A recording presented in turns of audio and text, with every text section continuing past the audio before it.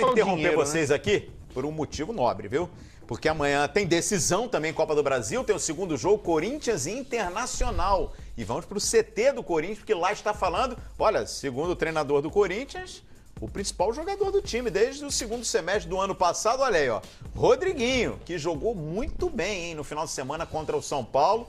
Tá aí, o destaque do Corinthians vai falar ao vivo aqui no Expediente Futebol, já testamos áudio. Rodriguinho, já testamos som. Então vai lá, Rodriguinho. Projetando esse jogo de quarta-feira, o Corinthians conseguiu 1-1 lá, vai jogar em casa, mais de 25 mil ingressos vendidos antecipadamente, a fiel torcida está empolgada depois da última vitória contra o São Paulo.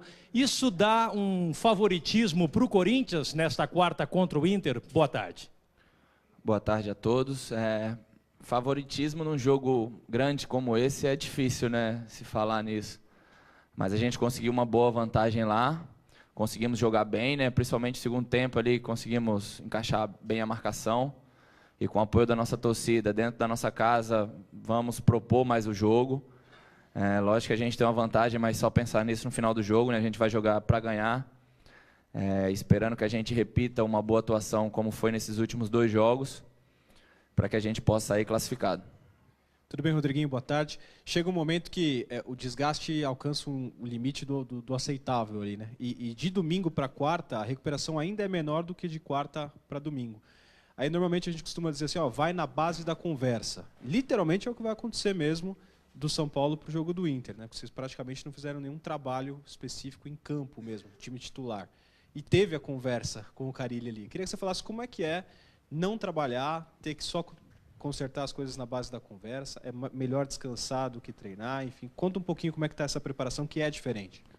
Olha, realmente o descanso é muito pequeno, né? Os jogos são muito intensos e a gente tem que se preservar o máximo possível para que na hora do jogo a gente possa estar com o tanque cheio, como se costuma falar, né? Cheio de energia para poder fazer o nosso melhor. Realmente na base da conversa, mostrando vídeos, mas como a gente já teve o jogo passado contra eles, já temos mais ou menos uma noção, né? O que a gente faria hoje normalmente seria um posicionamento de bola parada, um invisível, então praticamente vamos jogar com a mesma equipe, então já está tudo bem na nossa cabeça do que se deve ser feito, e agora é descansar para estar muito bem para o jogo. É inegável de que um meio-campo com Rodriguinho e Jadson, o Corinthians cresceu demais desde a chegada dele. Vocês já tinham jogado juntos, enfim. Eu queria que você falasse um pouco se o Rodriguinho é melhor tendo o Jadson do lado e o Jadson é melhor tendo o Rodriguinho do lado. Fala um pouco dessa dupla.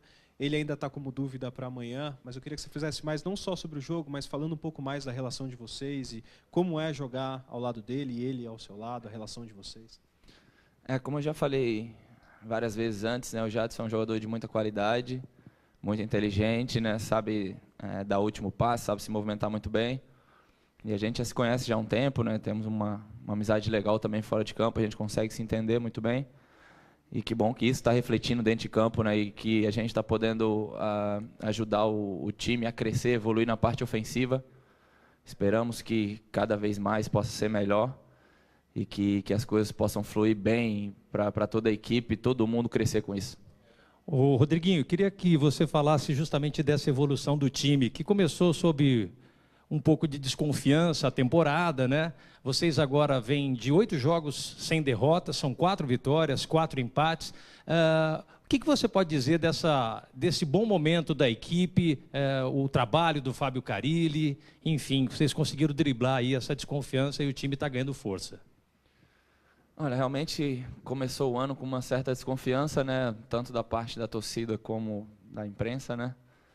Mas que bom que a gente teve tempo para trabalhar. Os resultados, apesar de ser 1-0, como aconteceram várias vezes, a gente tinha essa tranquilidade, estava ganhando, então aos poucos a equipe foi evoluindo, já era uma equipe bem organizada, principalmente defensivamente.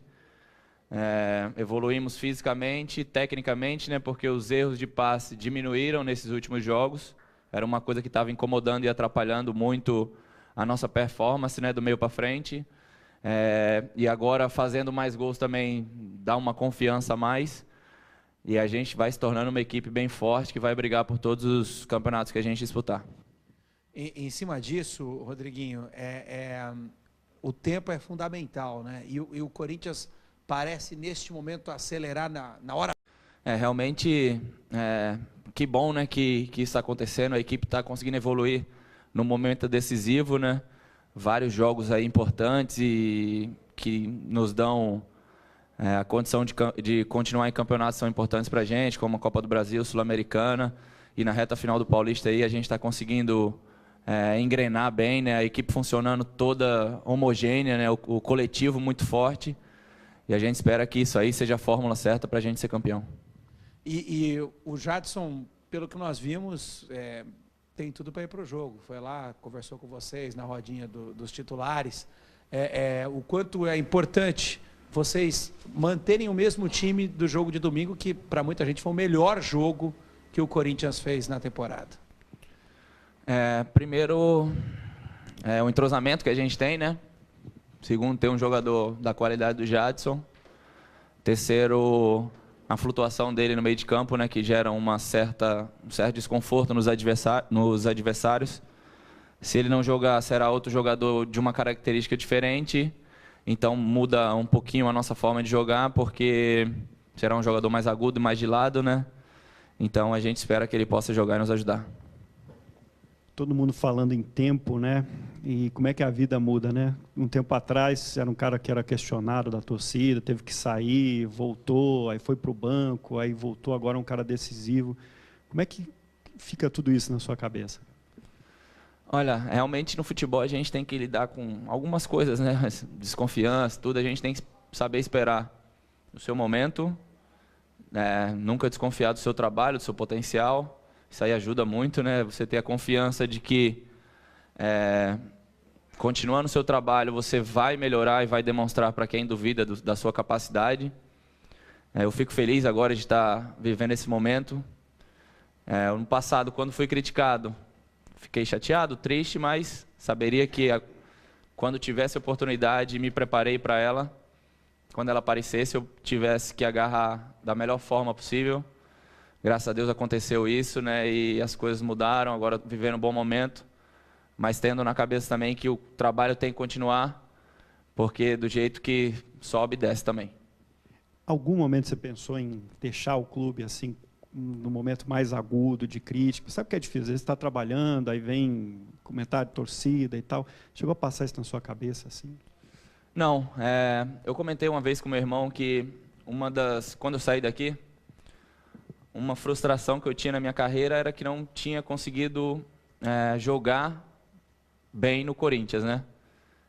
Isso me deixou um pouco chateado, mas eu sempre soube que meu vínculo não tinha encerrado com o clube ainda e que eu iria voltar, iria fazer o máximo para poder mudar essa história. E que bom que aconteceu. Rodriguinho, quando começou a temporada, exceção feita aos Santos, os grandes, né, Corinthians, Palmeiras, São Paulo e Santos, acabaram trocando de técnico, exceção feita aos Santos. E dos técnicos que estavam chegando, o menos badalado, até pelo próprio currículo, né, é o Carille. Era o Carille naquela oportunidade, mesmo com o Rogério estreando como técnico, mas ele trazia a bagagem de ídolo do São Paulo. Então, o Carille era o menos badalado, talvez era aquele que sofria maiores questionamentos, uma grande interrogação. E passado aí, já uma boa parte desse primeiro semestre, só elogios ao Carille. Muita gente dizendo, ó, a gente vê o Corinthians jogar e tem o dedo do Carille. Eu gostaria que você falasse da importância do Carille desse bom momento que o Corinthians atravessa. Ele vai para uma fase de mata-mata da semifinal, de fase final e de Copa do Brasil com o Inter, chega com vantagem para o jogo da volta. Nas semifinais do Campeonato Paulista também tem uma boa vantagem contra o São Paulo. Enfim, qual a importância do Carille para esse bom momento do Corinthians? Olha, primeiro que o nome, né, é que gera essa badalação, né? Como o Carille sempre foi auxiliar e muitas vezes assumiu o comando da equipe interinamente, né? Então ele não era tão badalado quanto os outros treinadores, né? O Rogério Ceni estava estreando, mas tinha o aval de toda a torcida, então nunca foi questionado o seu trabalho, né? Mas ele com muita tranquilidade, muita serenidade, muita sabedoria, soube contornar tudo isso, trabalhou muito bem, tanto que demonstra ser uma das equipes mais organizadas do campeonato, né? Eu acho que já vi alguns de vocês falar sobre isso. Ele tem todo o mérito sobre isso, né? De conseguir deixar uma ideia bem clara, tática, na cabeça de todos os jogadores e treinar todo mundo igual para que no momento que entre, saiba muito bem o que se vai fazer. Então, ele está de parabéns por tudo isso e a gente confia muito no trabalho dele, ele tem o respeito de todos aqui.